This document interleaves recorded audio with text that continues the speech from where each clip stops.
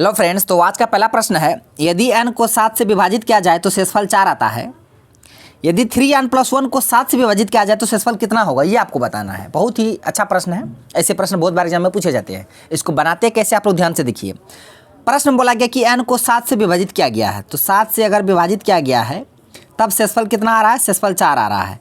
आखिर यहाँ क्या आखिर ऐसा कौन सा संख्या रखेंगे ताकि 7 से भाग करने पर शेषफल 4 आए। आखिर यहाँ पे क्या रखेंगे, हम यहाँ पे 11 रख देते। क्या 11 अगर रख देते हैं यहाँ तो 7 एकम 7, तो 11 में से 7 गया 4 आ गया न शेषफल। तो यहाँ हम क्या रखे n के जगह, तो n के जगह हम 11 रखे, तो n का मान कितना आ गया, n का मान 11 आ गया।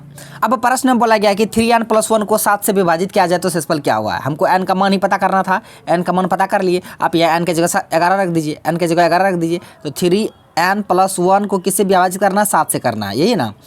तो 3n के जगह 11 रखेंगे +1 बट्टे 7, तो 11 थे 33 1 34 बट्टे 7, तो 7 से जब भाग कीजिएगा तो हो जाएगा 7 चौका 28 6, तो शेषफल कितना आ जाएगा, 6 आ जाएगा। आपको शेषफल नहीं बताना था, तो इसका आंसर ऑप्शन डी हो जाएगा 6। तो ये रहा, इसका आंसर ऑप्शन डी हो गया। आई होप आप ये प्रश्न को समझ गए होंगे। अब बढ़ते हैं अगले प्रश्न की ओर। प्रश्न है, एक साइकिल के पहिया 44 किलोमीटर में 5000 चक्कर पूरा करता है, तो पहिए का त्रिज्या क्या होगा, सेंटीमीटर में बताना है पहिया का त्रिज्या, और 44 किलोमीटर में 5000 चक्कर लगाता है। तो मान के चलिए ये सर्कल है, एक चक्कर लगाएगा तो 2πr, क्योंकि ये जो चक्कर लगाएगा इसका परिधि होगा ना, कि पूरा इसका परिधि है, सर्कमफेरेंस है, परिधि है, तो परिधि होता है 2πr। तो 2πr गुना कितना चक्कर लगा रहा है, 5000 चक्कर लगा रहा है। कितना चक्कर, 5000 चक्कर, यही है बराबर किसका, 44 किलोमीटर का। 2πr इसका परिधि हुआ ना, कितना चक्कर लगाया, तो ये जो इसमें जो चक्कर लगाएगा वही इसका परिधि कहलाएगा। 5000 चक्कर लगा रहा है, तो 2πr गुना 5000 बराबर इसी का मान कितना दिया, 44। तो 44 किलोमीटर में इसको मीटर में बदले तो 1000 से गुना करना पड़ेगा। अब इसको सॉल्व कर दीजिए, 2 गुना पाई की जगह 22/7 गुना r गुना 5000 बराबर 44000। यहाँ बचा कितना, 5r/7 बराबर 1। अब यहाँ से r का मान निकालना, नया पेज लेते हैं। क्या है, 5r/7 बराबर 1 था, तो यहाँ से 5r बराबर 7, तो r बराबर 7/5। इसको सेंटीमीटर में चाहिए तो 100 से गुना कर दीजिए। तो 5 को 100 से काटिए कितना, 20 पंचे 100, 20 गुना 7 140 मीटर। तो त्रिज्या कितना आ गया, 140 सेंटीमीटर। तो पहिया का त्रिज्या 140 सेंटीमीटर, सेंटीमीटर में ही निकालना था, तो इसका आंसर ऑप्शन सी हो जाएगा, 140 सेंटीमीटर। तो यहाँ पे इस बात को आपको याद रखना होगा कि जो 2πr है वो इसका परिधि है, तो कितना चक्कर लगाया उसको 2πr से गुना करने पर टोटल डिस्टेंस आ जाएगा, जो कि टोटल डिस्टेंस कितना दिया था, 44 किलोमीटर। तो इसको मीटर में बदलेंगे, 1000 से गुना कर दीजिए, यहाँ से r का मान निकाल लिए। r का मान मीटर में निकला था, फिर सेंटीमीटर में बदलने के लिए 100 से गुना किए।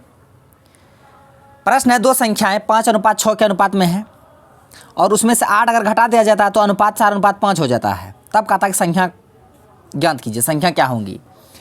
देखिए यहाँ रेशियो में डिफरेंस कितना का, 1 का है। कितना का डिफरेंस है, 1 का है। रेशियो में डिफरेंस 1 का है, लेकिन यहाँ पे नंबर पे कितना डिफरेंस है, संख्या पे 8। तो यही 1 यूनिट का वैल्यू कितना दिया है, 8। 1 यूनिट का वैल्यू 8, यहाँ अंतर है 1 का, और यहाँ अंतर दिया है 8। तो 1 यूनिट का वैल्यू 8, हमको संख्या चाहिए, संख्या था 5 और 6। तो 1 यूनिट का वैल्यू 8, तो 5 यूनिट का वैल्यू 40, और 6 यूनिट का वैल्यू 48। तो संख्या हो जाएगा 40 और 48। तो 40 48 किस ऑप्शन में है, ऑप्शन ए में है, तो इसका आंसर ऑप्शन ए हो जाएगा। अगर वीडियो अच्छा लग रहा तो लाइक भी कर दीजिएगा, साथ साथ वीडियो को शेयर भी कर दीजिएगा। प्रश्न है, एक कमरा जिसकी लंबाई 12 मीटर, चौड़ाई 9 मीटर, ऊंचाई 8 मीटर है, और उसमें रखे जा सकने वाले खंभे का अधिकतम लंबाई क्या होगा, ये आपको बताना है। देखिए, किसी कमरा में अगर किसी खंभा या किसी छड़ को रखेंगे तो अधिकतम लंबाई कैसे होगा, कैसे उसको रखेंगे कि अधिकतम लंबाई वाला उसमें अट जाएगा। अगर ऐसे रखते हैं छड़ को, या ऐसे, या ऐसे कोना कोनी, कैसे में अधिकतम लंबाई वाला छड़ अटेगा उसमें, रूम में, कमरा में। ऐसे में तो कम अटेगा, कम लंबाई वाला, ऐसे में भी कम। लेकिन जब कोना कोनी रख दीजिए ना उस रूम में, कोना कोनी छड़, तो बहुत अधिक लंबाई वाला अटेगा। अधिकतम लंबाई वाला जो छड़ होगा वो कोना कोनी इसका क्या होता है, इसका विकर्ण होता है। तो यानी कि हमको कमरा का विकर्ण निकालना, फाइनली क्या निकालना, विकर्ण। तो कमरा है घनाभाकार है, तो घनाभ का विकर्ण क्या था, √L² + B² + H²। तो घनाभ का आता मतलब घनाभ का विकर्ण नहीं होता ना, √, लंबाई स्क्वायर प्लस चौड़ाई स्क्वायर प्लस ऊंचाई स्क्वायर। तो लंबाई है 12, 12 का स्क्वायर 144, 9 का स्क्वायर 81, 8 का स्क्वायर 64। जब सबको जोड़िएगा तो कितना आ जाएगा, तो 8 4 1 5 और 5 4 9, फिर यहाँ 6 4 10 8 18 का 8 हासिल 1 1 2 289 289 आया। अंडर रूट 289 किसका स्क्वायर होता है? तो 17 का स्क्वायर। किसका? 17 का। तो इसका आंसर ऑप्शन बी हो जाएगा 17 मीटर। उस कमरे में अधिकतम लंबाई का जो खंबा होगा वो 17 मीटर का होगा।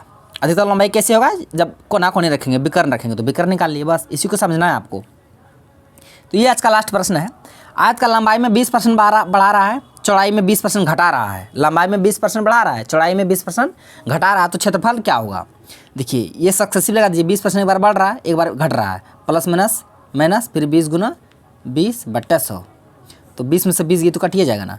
तो यहाँ 1 0 से 1 0, 1 0 से 1 0, 2 दूना 4 माइनस में, तो 4% घटेगा। तो घटेगा किस ऑप्शन में? ऑप्शन बी में है, 4% घटेगा। ठीक है, तो इसका आंसर ऑप्शन बी हो गया। तो फ्रेंड्स आज का प्रश्न बस यहीं तक था। आई होप सारे प्रश्न आप समझ गए होंगे। यदि आपको वीडियो अच्छा लगा तो हमारे वीडियो को लाइक कीजिए, हमारे यूट्यूब चैनल कर दीजिए, जैसे डाको सब्सक्राइब करिए और बेल आइकन को भी हिट कर दीजिए, ताकि हर एक लेटेस्ट वीडियो का नोटिफिकेशन तुरंत आप तक पहुंच जाए। Thank you for watching video. धन्यवाद। आप मिलते हैं नेक्स्ट वीडियो में नेक्स्ट टॉपिक के साथ। अब तक के लिए जय हिंद।